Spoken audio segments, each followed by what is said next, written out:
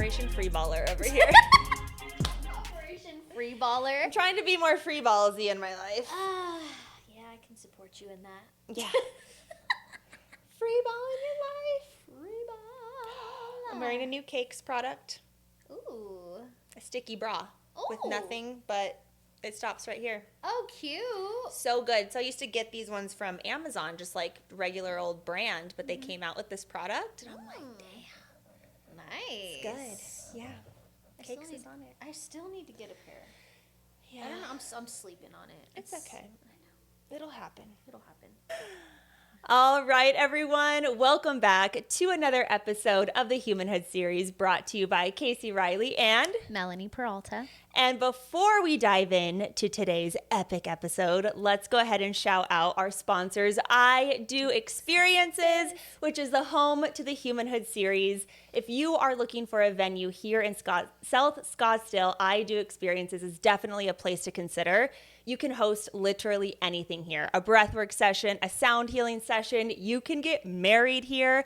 Seriously, the possibilities are endless in this beautiful space. It is huge. It is moldable. If anything, just come check it out. Yeah, it's really, really intimate. Desi's amazing. She's incredible to work with. Highly recommend.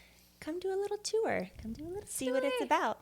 Come check it out. Come check out the Humanhood series headquarters. All right, today we are diving into a topic which I know for me has been really relevant in my life, especially probably the past year or so. But I know for a lot of people as well, it's coming up a lot with my mentees, and it is the conversation of perfectionism. And not perfectionism as in, oh, this needs to look perfect and it needs to be perfect. I need this to aesthetically be perfect. It's more so, I need to be perfect. And if I'm that's not heavy. And if I'm not perfect, what does that mean for me? And the pressure that comes with perfectionism and the debilitating feelings and anxiety that comes with perfectionism, which in my case, I have realized has been because I feel like I need to perform to be perfect. And so this topic has been coming up a lot, and I just felt like it was such a relevant topic because so many of us are navigating life trying to do things perfectly and of the highest standard, which is so important. You know, perfectionism does give us an opportunity to evaluate our standards and like hold a high standard for self and others. Absolutely. But not when it becomes debilitating. Yes. And not when it starts to be at the expense of your health and your wellness and just how you show up either easefully or like pent up, full of anxiety. Well, it's unrealistic. Nothing's perfect. Yeah. It's not even a realistic standard to hold yourself or anyone else to. Yeah. And it's not real. It's not real, but there's still this idea of everything needs to be perfect. And if it's not, then I'm not perfect. And if I'm not perfect, then I don't get loved and I'm not okay. And so I feel like there's two types of people in the world. The perfectionist who cares way too much, and the person who just like truly lives so freely. Yeah. And so what has been your experience with that? And how, like, I'm excited to learn about how you navigate life, knowing it's not perfect, but also holding yourself to a high standard. So, I would say I am a graduated perfectionist. Okay. A healed perfectionist. Okay. I'm a recovering. I'm in the process. Yeah, perfectionist, perfectionist alumni over here. Because I used to be a perfectionist. Okay.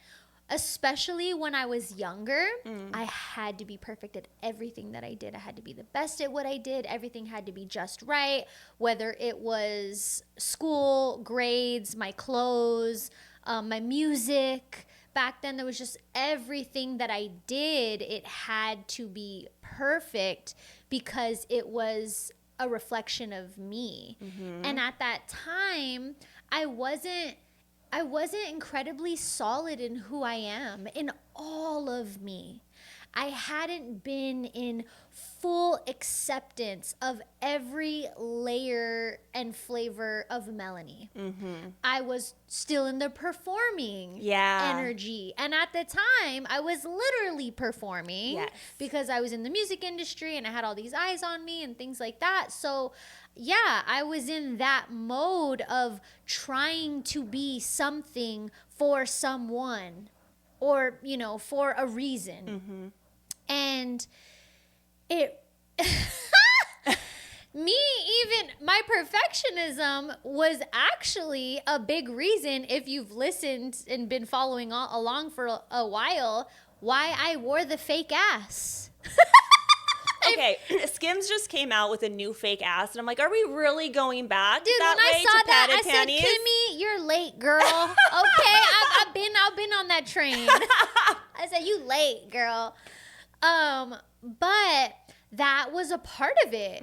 It's like I had to look perfect all the time. Yeah. Going back to me even spending hours a day getting ready. It took me 30 minutes to get ready today. Yeah. You know what I mean? Back then it used to take me 3 hours, 2-3 hours to get ready. What? And back then when I used to wear the butt, I already had a cute body. Yeah. I've always had a naturally cute figure. I didn't need it. But everything had to be what I thought was perfect. Yeah. And when I got to the point of true self-acceptance, like the truest self-acceptance, accepting my flaws, accepting my shortcomings, accepting the things that I have and accepting the things that I don't have. Yeah, yes. When I got to that point was really when I was set free from perfectionism. For real. And when I stopped craving the validation and the approval of anybody, really. And when I was like, this is between me and God. This is between me and God, okay? Yeah. That's when it evolved for me. And I stopped wearing the ass. Stopped wearing the fake butt. First and foremost, you stopped wearing the ass. Big step. It really was. I wore it for like 2 years straight, dude. It was such an era, a sad one. For real.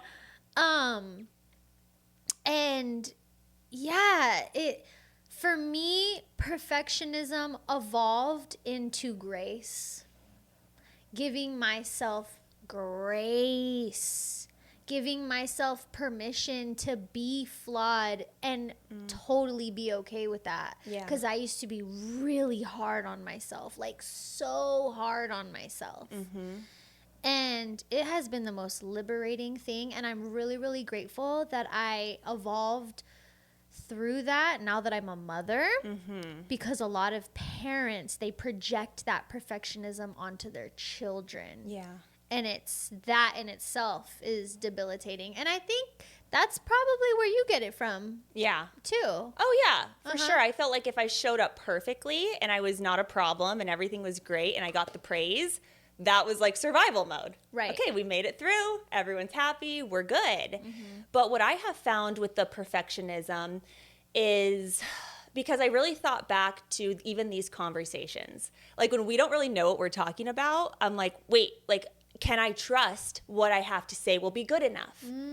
Whereas when we like are planning out the episodes, I can kind of think about what I want to share and like I have more control over, you know, what control's for sure the issue. For sure. I'm very aware of this. And so this has really pushed me in trusting my own voice and trusting what I have to say, like trusting what's coming out of my mouth is good. It will be accepted. Sometimes I can get a little crazy. A lot of you have not seen that because I keep it under wraps here. But if I do say something, like trusting that it was in good intent, and it comes down to control. And so being in this podcast setup has really pushed me and stretched me in that capacity. And I'm learning more about myself through this process. And so it's like, how can I bring that into all different areas of my life, because it shows up in ways when I'm teaching people, when I'm teaching with the somatic team, when I'm hosting sessions, it's like this cloud of perfectionism pressure that I'm putting on myself. And it's like, why do I feel this pressure when I know the material? I know what I'm saying. I know the result that I can deliver. So where's this pressure coming from? And so it's been a really interesting experience for me to navigate. And I've moved through a lot of it for the most part. But now it's coming up with a lot of my mentees. And I'm like, oh my goodness, like this is so present for so many people who are in leadership roles because they feel like they're carrying everything themselves. So you've talked a lot about your perfectionism with your looks back in the day. Yeah. But what has been your experience with the pressure and the perfectionism in your day-to-day like personality type? Right now? No, before. Like how did that show up for you? It mostly showed up in just, it was like a reputation thing. I was maintaining a reputation. So that's why everything had to be perfect all the time. Yeah, honestly, it was less about how I felt about myself back then and more about how everybody else viewed me. I feel like that was the root of my deep programming too, because when I worked in the family business, I had to show up literally perfect to represent the company well, to represent the family well, to represent everything well, where I would literally turn into like a robot doll and show up all day, every day and be that perfect person. Yeah. And so I think that's where it comes from also for me as a reputation of self, but also the family, of the brand, of all these things. Yeah. Was there ever like a purge for you? Because I feel like the perfectionist is always trying to keep things together so much that then there ends up being, I mean, I don't know if, I can't speak for everybody, but did you ever experience like trying to hold it together so much and having that, and then you had like the perfectionist purge where like all your bullshit was all unleashed? Dude, I had a purge during my very first plant medicine journey.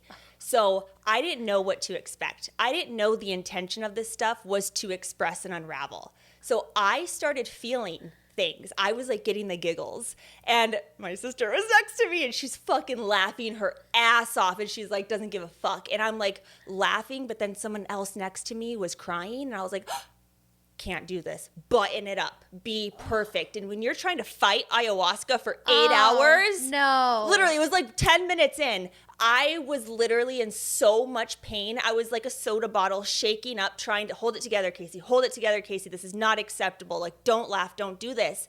Excruciating pain for 8 hours. And so for me, that was when it was trying to purge, trying to let out my playful, funny side, completely went the opposite direction. And then the next time I did it, when I realized you're supposed to let it go, dude, the fucking purge, I was crawling down the hall, screaming, crying, laughing, doing everything, like literally unraveling, because I realized you don't have to be perfect. The intention is not to be perfect in this situation. You just gave me an aha moment. Okay. You saying that made me realize that, well, I used to be a hardcore raver. The thing that I loved about raving the most, I remember when I went to my first rave. And my friends had to drag me to a freaking rave because back then I was like, I don't even listen to EDM music. Like, what the fuck is this? This was a long time ago. I was like 14, 15. Crazy. What the fuck was I doing there? Anyway. I was there too. I was there. But I remember that was a season of my life where I was breaking away from the perfectionism. Perfectionism was bad when it came to like me being a student. Mm-hmm. Like I had to be top of the class, always best essays, like everything, it was so much pressure all the time. And I remember when I went to a rave, that was the first time where I felt so free. Mm-hmm. Nobody gives a fuck what you look like. Yeah. Nobody cares how you're dancing.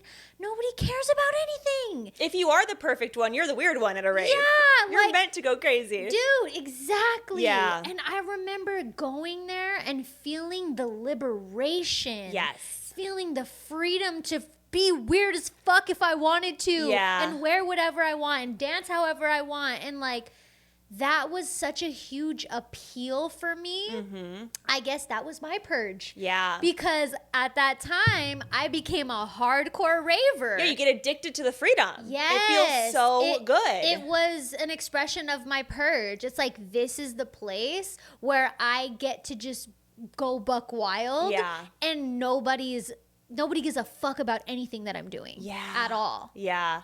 I think that's why people get addicted to the party scene. It's Right. not necessarily they love the music and the drugs. It's how you're feeling, Right, which is right. the freedom and the liberation to just put the pressure off of you for a minute and just have fun, Yeah. you know? Yeah. But yeah, it was a really interesting experience because that was the only time or the first time I like had that battle with like not holding it together all the time. And I suffered in that session. I mean, I'm sure you can imagine. Yeah. It was not pretty. And then after that, I use those sessions as like, okay, full freedom, but I can only unravel in those sessions. Still can't do it in my life. Real life, Not yeah. there yet. Yeah. And now I'm stepping more and more into that. And the more freedom it comes, like the more you can actually liberate yourself from that pressure. But I didn't realize like how debilitating these personality traits can be.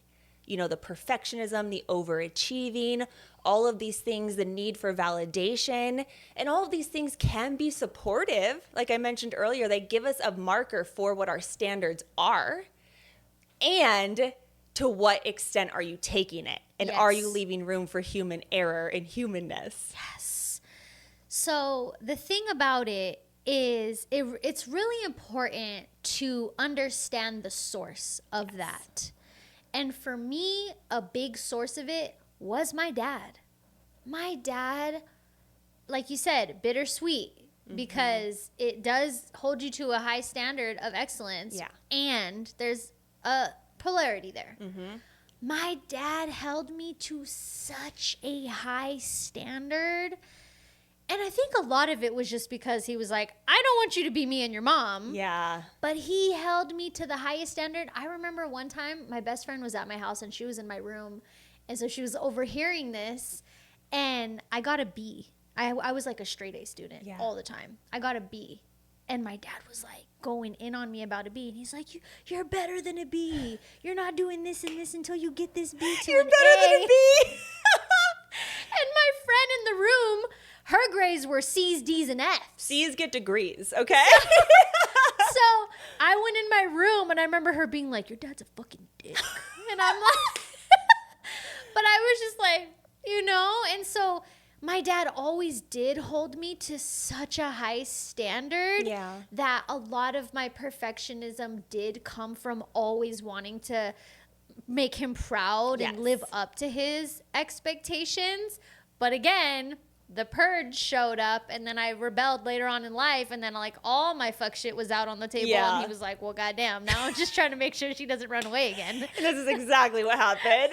Yeah, backfired big time. Yeah, but based off of how you experienced it really affects the different areas of your life where it shows up now as well. Because not everybody has the same type of perfectionism. Yeah. Sometimes some people it shows up in looks. Some people it shows up in just how they present themselves verbally or how they speak and things like that. Sometimes it's work. Sometimes it's so many different things. Yeah. How does yours show up? Mine shows up definitely when I'm in front of people. Okay. So when I'm teaching classes, when I am training people, when I'm doing stuff like this, when it's like not really in my control, that's when it shows up most because it doesn't really show up in my day-to-day life. It's only when other people are involved. And actually, I was having this conversation with the somatic team yesterday. We were talking about levels of care and how much you care about something. And I feel like as we were kind of diving into it, was the perfectionism shows up because you care so much. Yes. Right? And it's like, well, why do you care so much? And then we talked about this a little bit too, where it's like people are spending their time with us. I want to make sure what we are giving them, what I am giving them, is of the highest quality.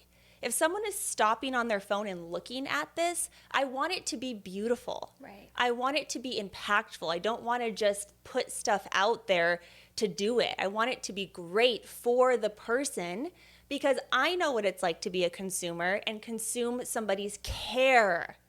You can tell when somebody cares about something. Yeah.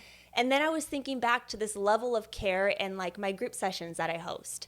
And sometimes there's little things where I think, is it really that important, Casey? Is it that important that the sign-in sheet looks like this? And sometimes I'll play with it. I'm like, let's not make it look perfect, and we'll see how that feels. And it's because every step of the way, I want someone to feel like there was care in this step, in this step, in this step. Because if the care was missed in all of that, it would just be a blah experience. And so I feel like when it comes to the perfectionism, when other people are involved, aka people are paying you for a service, spending your time with us, I want it to be so top tier for them. And so I believe that's mainly where it comes from. Yeah, well, that's a totally different thing, because perfectionism is about you. Care is about them. You know what I mean? Yes. It's a totally different thing. Perfectionism is about you, how you feel about yourself and how you're being perceived and the experience that you're having within. Care is about the people that it's impacting.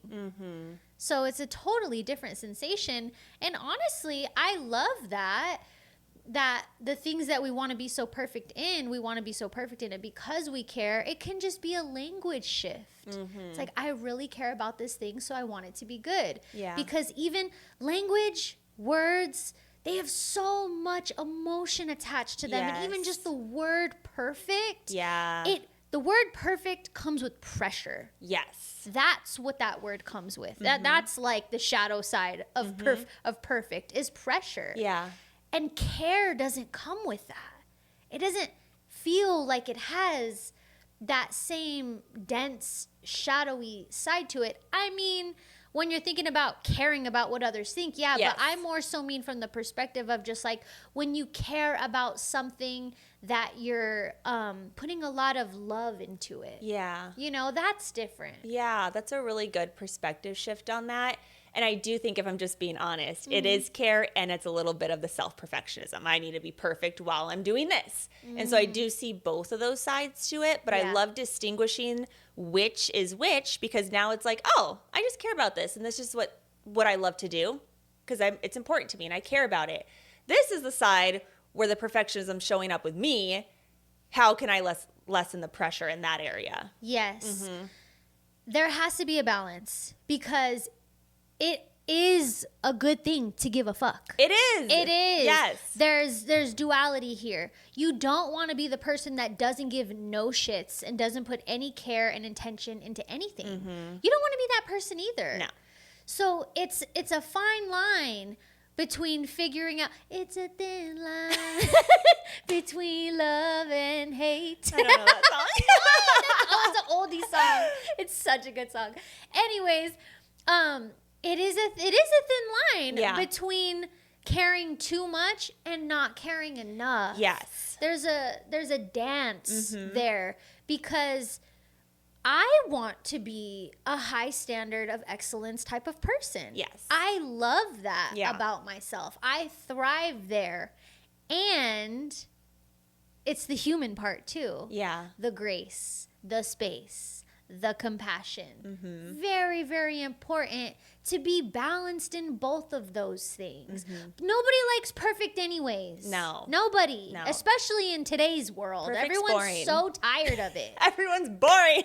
Everyone's so tired of it. Like, somebody recently shared something about getting more professional videos and stuff made for your events and your content and stuff. And I'm like, listen, I worked for the greatest coaches in the world, and their highest converting videos are iPhone videos because that is what's relatable. Yes. Nobody wants perfection. It's unrelatable. Yes. That's not what the world's looking for right now. That's true. That's such a good point. Okay, let's take a little curve into a funny conversation that I know is going to relate. It won't relate with you. You won't get it, but I know a lot of people will get it. And it is the addiction to the Oura Ring data. Just to data in general, too. But the Oura Ring. The Oura Ring, any wearable device, the Whoop, the Apple Watch, all of these things. So as I'm going through my process, I go to Kinfolk. I love Kinfolk. Shout out Kinfolk Optimal Healing. And we're talking about this. And Keiko, she's so sweet. She's like, why do you wear that Oura Ring? And I was like, guys, it tells me my sleep scores. I love the HRV, all this stuff. And she's like, how about you take it off for a couple of weeks? And I was like, I can do that. 2 weeks. Like, I can do 2 weeks and mark that. I was saying 2 weeks because I'm like, I want to get the data of the 2 weeks. You know what I mean? And so I was like, I'll take it off. Like, I've actually had a hunch that I've been wanting to take it off before that. And so her giving me that permission, I was like, I can do this. Okay. And so she's like, if I see it when you're on the table, I'm not going to judge you, but like, the invitation's there. So I took it off. And I did not realize when I woke up in the morning, the first thing I would do is check my Oura Ring score. How many hours did I sleep? What's my HRV? Tell me how I'm feeling. I know if I slept well. Yeah. Why do I need an app to tell me that I slept well? I know when I slept like shit and I'm not feeling the best. Why do I want a device to tell me, yeah, you did sleep like shit. Feel worse about yourself because of the data. Goddamn. And so I posted this on my story. I said, hey, Oura Ring users, how is your addiction to the data going? And literally the amount of responses I got was insane. Oh my gosh, I had to take mine off. Oh my gosh, I won't check my scores till noon because the first thing in the morning is so triggering. Oh my gosh, like it was insane. The people who wear Oura Rings and wearable devices, it is a thing. And I was talking to Keiko about it because I was like, I did it 2 weeks. Go me! Because I needed to get the 2-week mark. And I still haven't worn it, by the way. It's been months now. And she was like, do you think it's because you need validation? She's like, you like the high scores. Because it's like, good job, Casey. And I was like, oh my gosh, I think it is. I think it is. And I was like, well, why do I need validation from an app, you know? And she's like, a lot of entrepreneurs don't get validation. No one's telling you good job. You're not having reviews. Like you got to give it to yourself all the time. So it makes sense. But like, that could be a reason why you're like, love it so much. And I was like, I think you're right. Literally. So I took the ring off. It's been a few months now. And even that, I won't even see how long it's been off because in my perfectionist overachieving mind, I'm like 2 months, 3 months, 4 months. Dude, it sounds crazy, but it is a thing. And for the people who know, they know. And so I'm like, take it off. Don't time it. Go off of how you feel. When you feel like you want to put it back on because you've cultivated awareness and a healthy relationship with this, then put it on. But don't say you quit it for 6 months just to hit the 6-month mark. Yeah. Dude, this sounds crazy to you, huh? I'm just listening. I'm just here to listen. It's crazy. And I don't think people realize, like, there's some people listening to this saying like, oh my gosh, yes. And then there's some people who are like, nope. Yeah. Nope. While they're checking their data. What are your thoughts on that? Okay. My thoughts on that are, well, shout out to, what's her name? Keiko. Shout out to Keiko. Bravo. Spot on with the validation and going back to the trust. So one of my soul sisters has been telling me, you have to get this thing because we're like super wellness girlies, right? Yeah. So she's like, oh my God, you need this in your life. It's amazing. I can only imagine how Sam is with her ring. Oh, dude, she was selling me on it. Anything she's passionate about, she could You're sell. sold. She could sell salt to a slug, but she Yeah. could sell ice cream in hell, straight up. Like, for real. If she's passionate about something, she will sell you on it. So she's like, sis, you need to get this. It's so amazing. It tells you this, and I'm like, yeah. Somebody else had referred it to me, another big data-based person. Who? James. Okay. I love knowing who my people are. Right. He's super big on data. He was like, yo, this thing's crazy. Like, I love it, And then I was like, okay, you're the second person that's told me that. But when she was telling me about it intuitively, my intuition was like, I don't want this thing to constantly be telling me about me.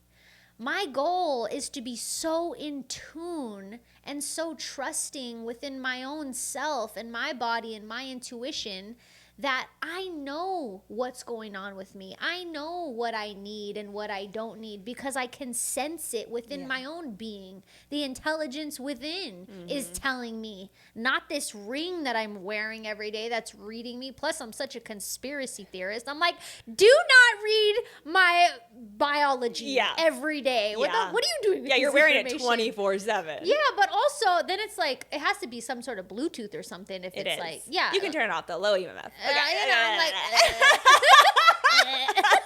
no, thank you. I know the workarounds. Of course you do. But I was just like, I was telling her, I'm like, I don't want something else to be constantly telling me about myself. I want to be so in tune with my own body that I know what this thing is going to be telling me. And if for some reason I'm ever going through something where I really need answers, then I'll go to a specialist or something. But like, I don't want to become reliant on this thing telling me about myself. Yeah. I want to be so connected to me that I know what's going on. Yes. And that was my realization too. I was like, and it came down to trust. Trust. You got to be able to trust yourself. Yes. And then I was going down well, why don't I trust myself? When did this start happening? And so I'm happy to share that I'm fully detoxed from the data. She's in recovery. I'm in recovery. I wake up. I don't even think about it. But it was so interesting because I was waking up and thinking about people in my life. Like, they don't have to know how many hours they slept. Weird. I'm like, I do know, though. I went to bed at this time and I woke up at this time. But it also tells you how much REM sleep you get. The numbers, the HRV score, hundreds. But what I also found was it gave me a lot of freedom in my rigidness. So, because when you have this ring on, it tells you, like, for example, if you were to wear the ring, let's say you have these scores, these average scores. Let's say you go out partying one night and you drink. Your scores are going to tank. So you know that alcohol affects your body in this way. And so it's like, yes, you already know that. You don't need to be told that. We know this, but it's kind of cool to see the data when it comes to like the minute things, like what happens when I eat too late. Oh, like it really does affect my sleep. I'm actually not restoring because I ate late. I'm going to eat earlier. And so I started cultivating habits around that, right? Because I know how my body like feels its best. When I took it off, I was like, I'm going to eat a little later because like I don't have something to tell me it's bad. And so there's come with more freedom in the sense of I still know how I want to show up and what fuels me best. And I know like I have my internal playbook, but when it comes to going off script, I'm more graceful with myself because I'm not being told it's bad. And I do know how I feel. I do know the things that make me feel best and that throws off my sleep and enhances my wellness. I know this stuff. I don't need to be told I'm bad when I go off script. Yeah. And so that's been super, super freeing as well. And so although it sounds like this is a silly conversation because it is. No, it's not. It's really not because it as you're saying that, it reminds me of like this inner child, you know, that just gets to be free in the imperfection. I actually had an experience with Vakai last week. We went to an acoustic set that my friend was doing, that Jen's boyfriend was doing. Yeah. And him and Jen's boyfriend are like this. So Kai, it was like a really small, intimate space, handful of people there. And Kai's like, I want to do a song. Because he's the best, and he's just so confident in himself. So he was like, off the cuff, I want to go do a song. So then Caleb's like, all right, bro, come up here. And Kai goes up there, and they do Mrs. Officer. Wait, by Lil Wayne? Lil Wayne, because that's their jam. Okay. But when Kai got up there, it was such a on-the-spot type of thing. He hadn't done that song in a long time. Caleb does that song. I know that Caleb does that song. So I was like, why don't you guys do this song? Yeah. So then they did.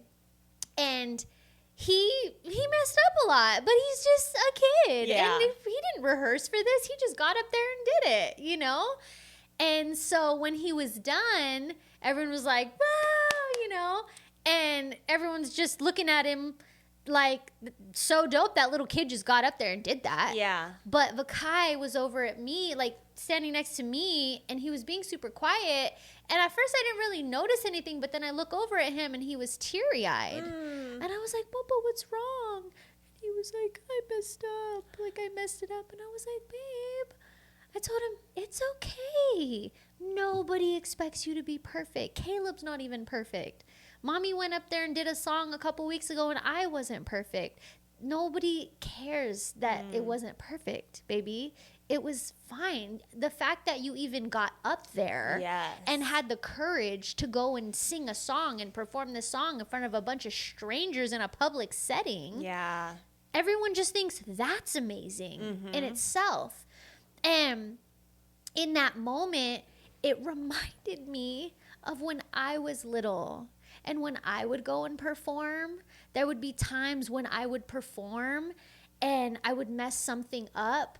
And when I was done, my dad would he would be really hard on me about it. He'd be like, man, you were flat, dude. What happened? And, you know, yeah, like to him, it was constructive criticism. But to me, it was like, you know, it was just, and it was harsh. And I'm like, oh my God. So it was just one of those reparenting moments of, I don't want him to feel like he has to be perfect in order for it to be enough, because his courage to go up there was enough. Yes. That was amazing. And that's all anybody even cares about. Yes. Is that he even went up there and did it. Nobody cares that he messed up the verse or whatever. Yeah. You know? The I am enough statement, that reminds me of, I won't share who shared it at retreat, but one of their realizations during breathwork was, I don't know if you remember, she was saying, I'm more than enough. And then she's like, no, it's not more. I am enough, point blank, because more means there's more to reach for. I am enough. That's it. Because we're always reaching for better things, better scores, better. It's like, no, you're actually enough as is, while healthfully pushing yourself to be better, of course. Totally. You know? But yeah, the Oura Ring situation. Going back to the Oura Ring. Dude, it's just crazy. And then I was talking to my sister about it because she was like kind of giggling at it. And I was like, would you take off your Apple Watch? And she's like, nope. Because she's like, I don't use it for sleep, but she tracks it for her running. And she's like, no, I love to know that I hit my step goal. I love it. She's like, no, I wouldn't be willing to take it off right now, but thanks for the awareness. Yeah. You know, because everyone has it. And it's like, I told her, I was like, you run that same trail every single day, the same amount. You don't think you know that you're going to hit your goal if you do that every day? She's like, that's such a solid point, but now I still want to see. It's the validation. It's a dopamine hit. It's something giving us like, ooh, this feels good. And so for anyone who's wearing one of these devices, my challenge to you is take it off for a couple of weeks. You can put it back on, but cultivate a healthier relationship with it. Or maybe you don't give a fuck. You just use it and you're like, I'm indifferent to it. And that's amazing as well. But I know a lot of us people out there are seeking this like validation from these things, and we love the highs and the lows make us feel worse, and like it's this little device that can really, we give it a lot of power. Yeah. We give it so much power. And I knew we had to talk about this because I'm telling you, so many people were like, I took it off. I feel so free. Isn't it funny how the things that we could invest in to benefit our lives can actually end up imprisoning us? Yes. Yes. And that's another thing too. Like even when I go in the cold plunge now, I don't time it. I don't want to hit 2 minutes. Yay, I hit 2 minutes. I'm going in because I feel good. Listen to your body. And when I want to come out, whether that's in 20 seconds or 20 minutes, that's what I'm doing. I'm not putting this benchmark on everything that I do because that takes away the potency of the medicine. Yeah. It turns into something problematic when it's always got to be at this benchmark. And so I have really been stripping back all of that stuff and just doing it based off of feeling. Casey, no one's at home watching you cold plunge. No one's giving you an award if you stay in longer. Mm-hmm. Like, yes, I want to push my own edges and boundaries, but based off of how I'm feeling, not because this marker is going to make me feel some type of way. Yeah. I love that you said that because for the people who do suffer from debilitating perfectionism, Yeah. one of the greatest ways to ease your way out of that personality pattern is by doing those types of activities where you can release that. Yes. Like I went to karaoke last night. Those types of things. I don't have to go up there and sing flawlessly. Everyone's fucking drunk. You're Beyonce up there. Nobody cares. Yeah. You know?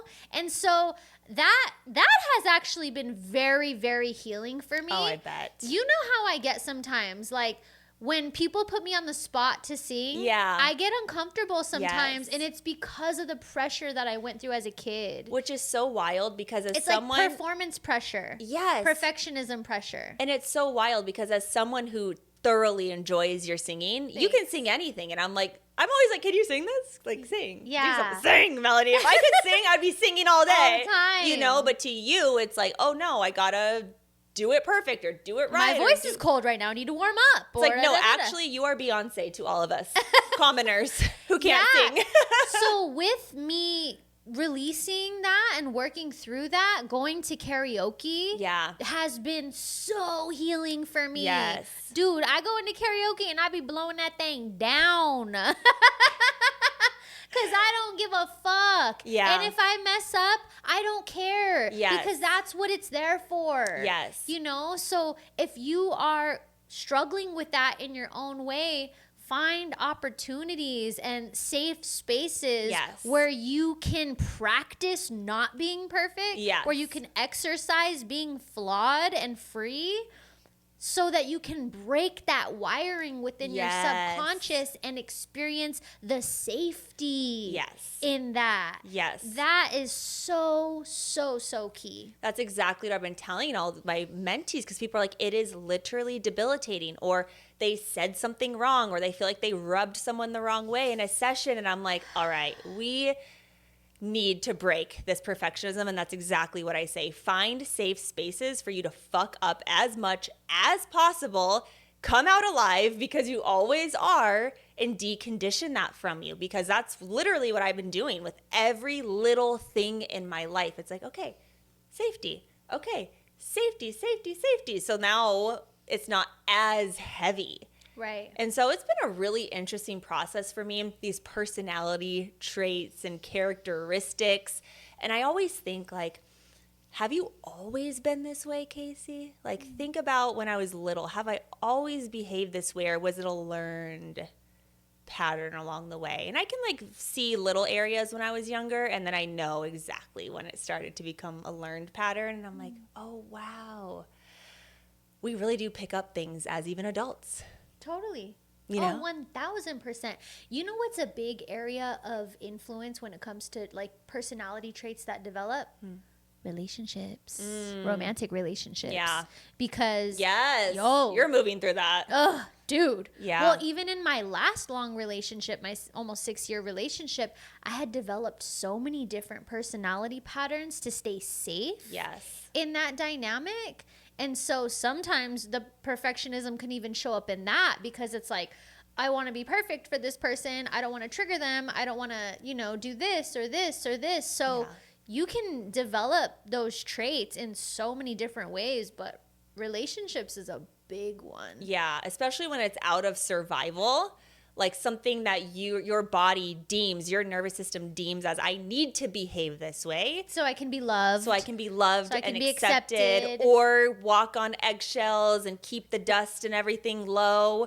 It literally becomes ingrained in you as a survival mechanism. And those are the harder ones to break. Yes. But you experienced that recently in your past dating experiences where it's like, oh, I don't have to be this way. Oh, I don't have to tell you about this. Yeah, but you know what? Okay, I've been bringing you guys along for the ride. So if you've been listening, shout out to our faithful, loyal listeners who, what I'm about to say, you're going to be surprised. Okay, I was dating somebody. That's over. I was really sad about it, actually. I was so sad about it. But it's funny how this, like, things can really linger, because then once it was over, then my mind is like, oh, what did I do wrong? Could I have done this thing differently? Like, did I, was it like, if I would have done this, would this have happened? Or, then it's like over analyzing all the things that you did wrong. Yes. And then it has you questioning yourself. Yeah. And then it takes you out of the self-trust. So I can't tell you how many times I had friends tell me, Melanie, you couldn't have done anything differently. Yeah. The outcome was going to be the outcome. Right. Like you didn't do anything wrong. Everything was fine. Mm-hmm. It was just what it was, And I'm like, yeah, but what if I didn't do this? Or what if I didn't send that or say this, or we didn't do this or whatever? Yeah. And then it's just like, no, trust who you are.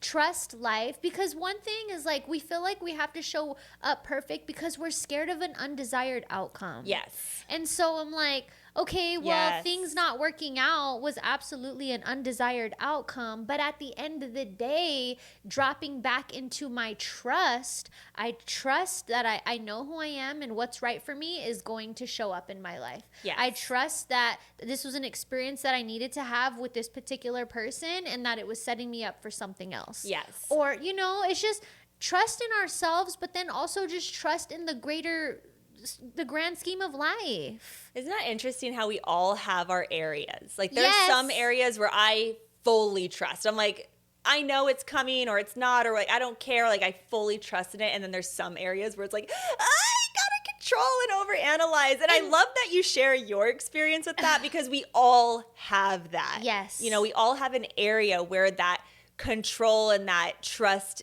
lacks for us. Right. Yeah. Right. So with that, it is important for you to see what are the things that trigger that in you. Mm-hmm. What is the thing?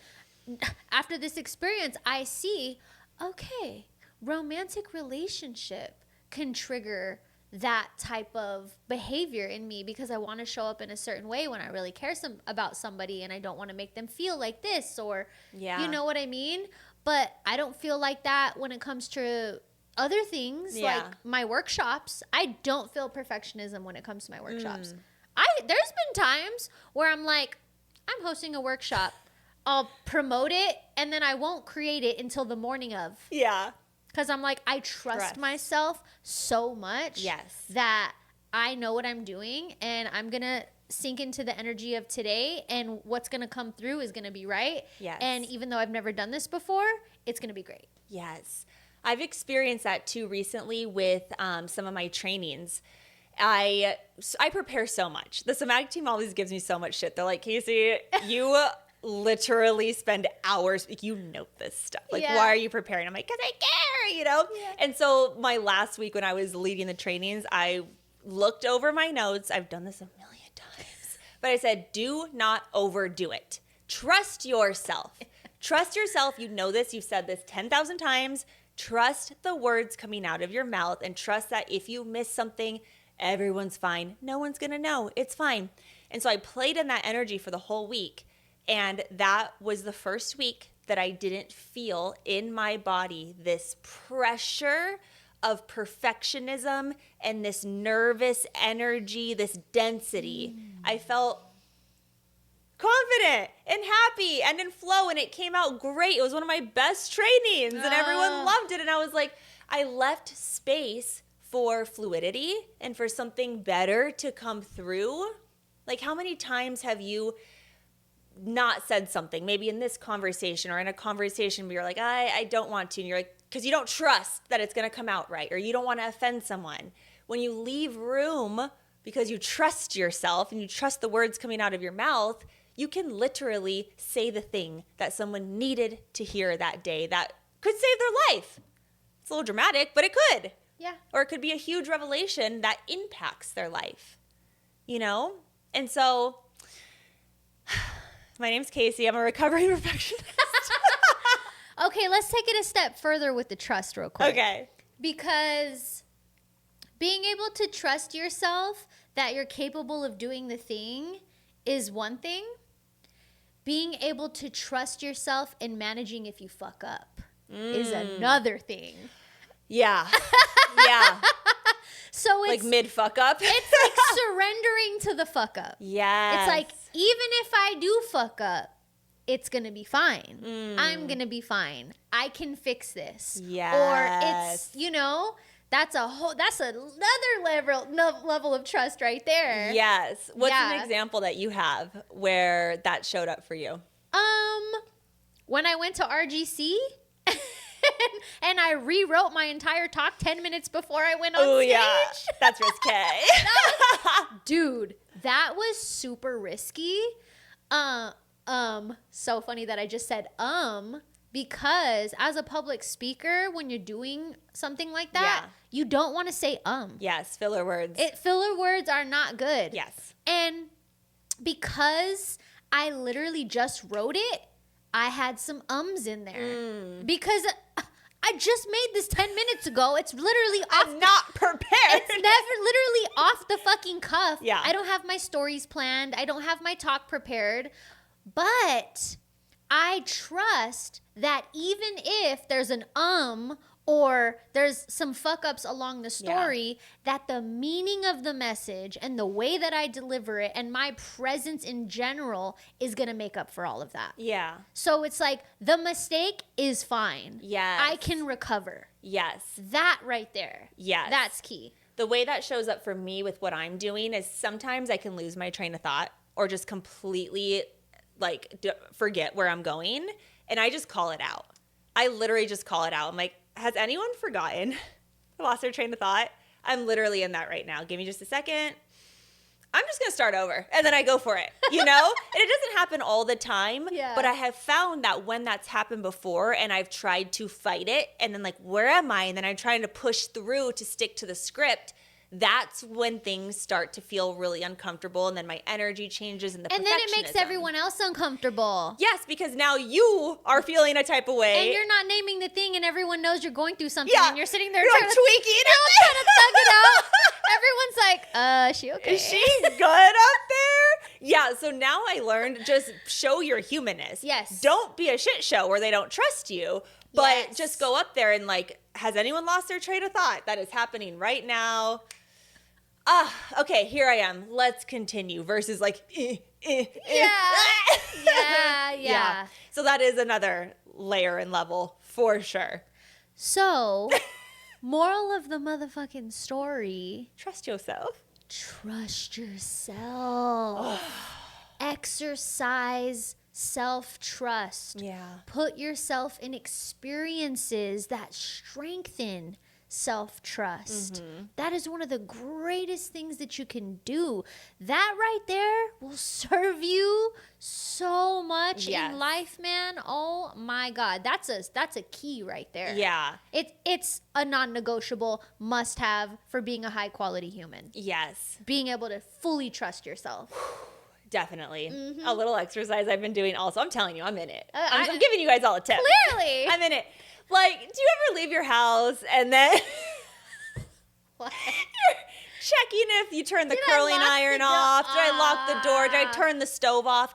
Dude, it was getting so bad at some point where I'd go back like 3 times. Shut up. Yes. And so now 3 times? Literally, not like drive away and go back, but like I'll stop and then go back and then stop and then look. And I know, and I said, Casey, it is off. Leave the house. And literally, I tell myself, once you do your one little walkthrough, get your ass out the door and go.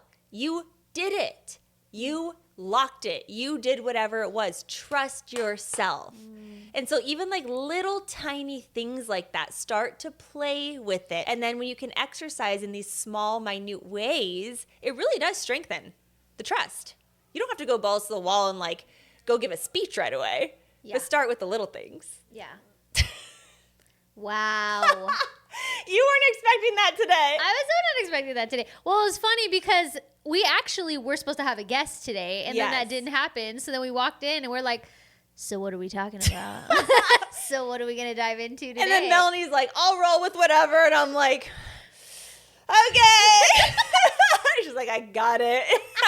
I'm like, sure, you lead the way. I'll dive in. I'm like, we're good. I know. Isn't it so wild, though? But I'm happy we had this conversation because it was really present for me. Good. And lots of times when I speak to the stuff that's present, Totally. it minimizes it. It neutralizes it. Absolutely. And I don't feel so like icky and ashamed about it. And it's just like, oh, now I can move on. Yes. So this was very healing for me. Good. Good. Yes. And if you're listening and you are a recovering perfectionist, we really, really hope that this conversation served you too. I'm glad we dove into it. I know it's a huge, huge thing for a lot of people. Yeah. And so just come kick it with me, you know. We can just chill, Go vibe free out. ball with Melanie. I'm super chill. I'll be super, trying not to time my cold plunge. trying to keep an Oura Ring off for another 3 months. Well, while you're not wearing it, let me borrow it. No, I'm just kidding. Just kidding. I don't want You'll that get thing. addictive. No. Okay. I won't. All right, you guys. Thank you so much for listening. As always, we will see you next Wednesday. Love you all so, so much. Please subscribe, leave a review. Subscribe to us on YouTube and Spotify. You can definitely leave a review on Spotify. And then leave a comment on YouTube if you want to get into dialogue about what the hell we talked about today. Yes. Love you guys. See you next time. Bye. Bye.